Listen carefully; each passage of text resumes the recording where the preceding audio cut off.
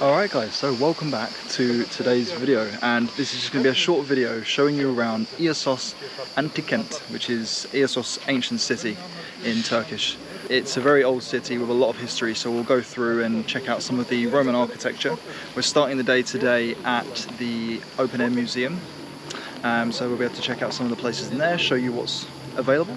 Yeah, I've been kindly driven down here by my friend Hayri, who I only met yesterday, but he's such a great guy and kindly offered today to take me to Iassos, so I feel very grateful, very lucky to be able to be here today. So here we have the entrance, so in a minute I'm going to go inside here and start our adventure in Iassos Ancient City.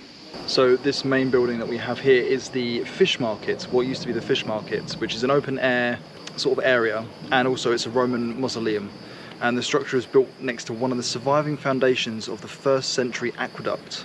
And actually Italian archaeologists visited Iassos at the beginning of the 20th century, and they believed that most of what was buried underneath during the archaeological dig, they actually realized that most of it was a fish market. But the actual structure of the mausoleum itself is stunning, it's really awesome. And in 1995 the mausoleum was actually opened as a museum. Inside you can find many statues, inscriptions, architectural elements, there's mosaics and many other things as well to explore and see.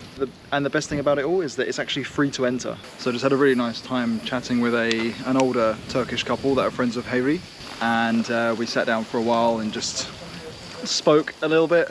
Of course they don't speak any English, so I was actually practicing my Turkish. I know a few words in Turkish, not enough to get by, but enough to have some kind of conversation. And they let me try some of the plums, because they're growing all their own produce on the trees, so I tried one of the plums on the tree, which was really nice, really sweet and fresh.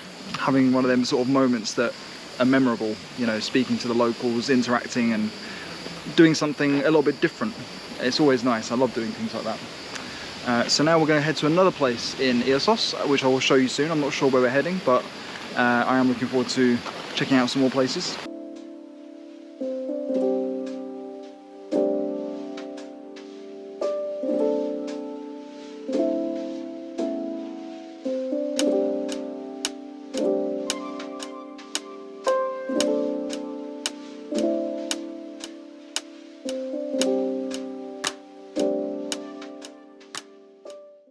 Okay, so next up we've just made it to the sort of main part of the ancient city, and this building where I am now, it looks a bit like a theatre, like an ancient theatre, but it's not.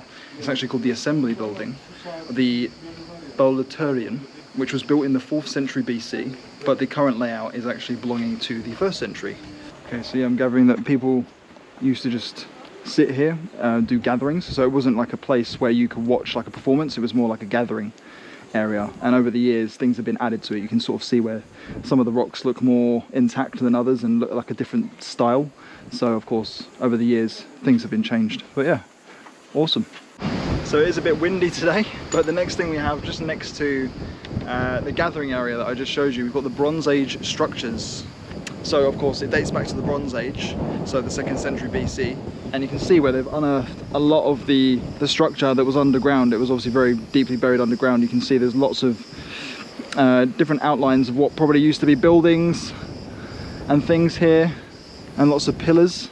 But you can see that it's not in a good way. It's still interesting to see, of course, but you can tell that there was, you know, it's very destroyed, I think is the right word. But nonetheless, interesting to see where it was and kind of get a bit of a feel. If you've got a good imagination, you can kind of get a feel for how it would have looked. Okay, so the rest of this area with the ancient city, you've got lots of columns, just like these ones here. You can see some of them have got like half missing, some of them are like 3/4 missing, some of them have just got like a little bit of erosion on the top, but you can see it's like a very cracked in places. So yeah, I love seeing things like this because you kind of get a glimpse into history. You can kind of imagine what it must have looked like with all of these completely intact, completely clean. And you can see they've got a bit darker. Maybe, I'm not sure if they're a bit darker because of the volcanic ash, maybe, as my theory, my guess, or maybe it's just wear and tear over the years. But yeah, there's not really a heck of a lot else to see in this area in terms of like actual things that are identifiable. You've just got lots of little areas like this where, you know, things that were obviously used for something but you can't really tell what it was used for. I mean, this looks like a bit like a fireplace here. There's like a little arch that could have been used for that. And again, you've just got lots of loose rocks that are left everywhere with different jagged edges and inscriptions and details that are implemented into the rocks. Really hard to tell what they were used for. But yeah, I think it is really worth coming to check out, and I'm very grateful that I was given the opportunity to come here today. Apparently there is a castle here that's on top of the hill, I believe, over here somewhere.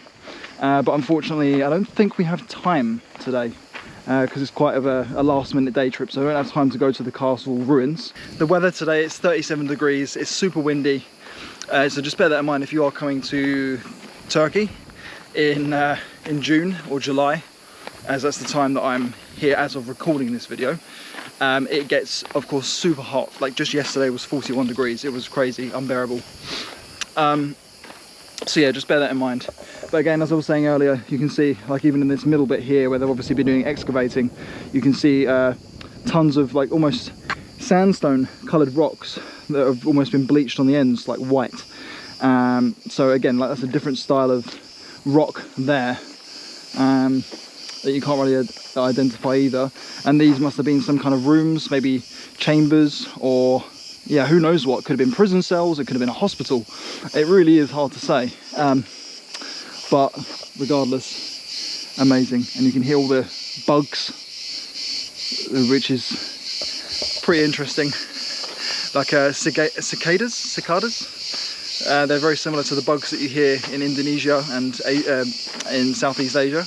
I think it's a cicada bug, but that really loud screeching. But I do love going to ancient cities, and if you like watching videos on ancient cities, be sure to check out my previous videos. I've got one from Sida, which is located in the Antalya region, and also from Perge, which is another lesser known ancient city that's also located in the Antalya region of Turkey, very close to Antalya Airport for those of you that are flying into Antalya.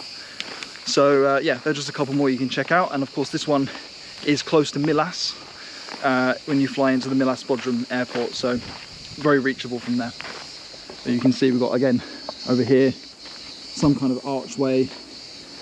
I don't think it was meant to be an arch, because it looks like, you know, it looks like it's not the right shape.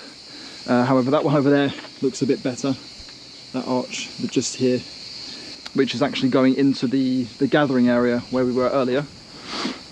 And then this is the entrance where you walk in, and actually when you go outside of here, you're on the seafront. You've got a bit of the Iassos town, like the more modern town. And then of course you've got this arch here that you walk through to go into the ancient city.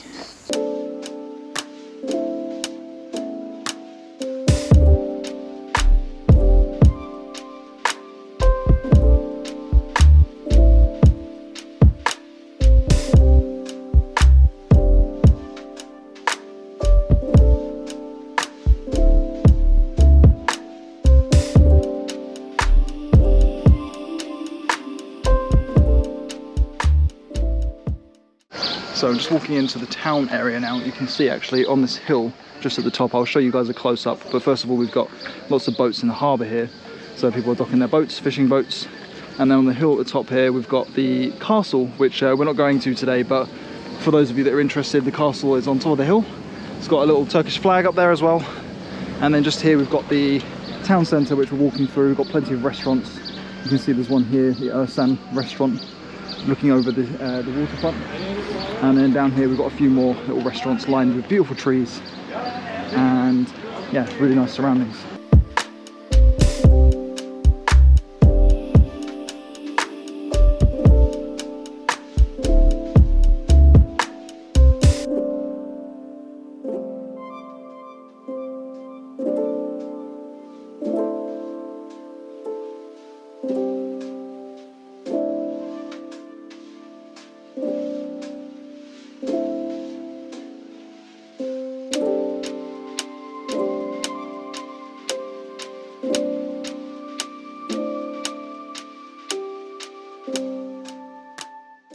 Okay guys, well, to end this day, I've just had a very traditional experience of a traditional Turkish wedding. And this Turkish wedding is in a small town called Damlibohash, which is very close to Milas. And you can kind of see from here as well, it's like a venue, and it's got loads of tables, seating areas, under like a... It's very loud because of the music, but it's in like almost like a barn stable area. It's very interesting, very unique, but a very great experience. Had some delicious Turkish food, and listening of course to the traditional music, and of course at the end of the day we make a donation into the donation box to contribute to the wedding, to support the family that are getting married. So yeah, very authentic experience. But that does bring me to the end of today's video, so I just want to thank you all for watching and coming along on this journey, and I'll look forward to bringing you more videos coming very soon. So stay tuned for them, and see you in the next video.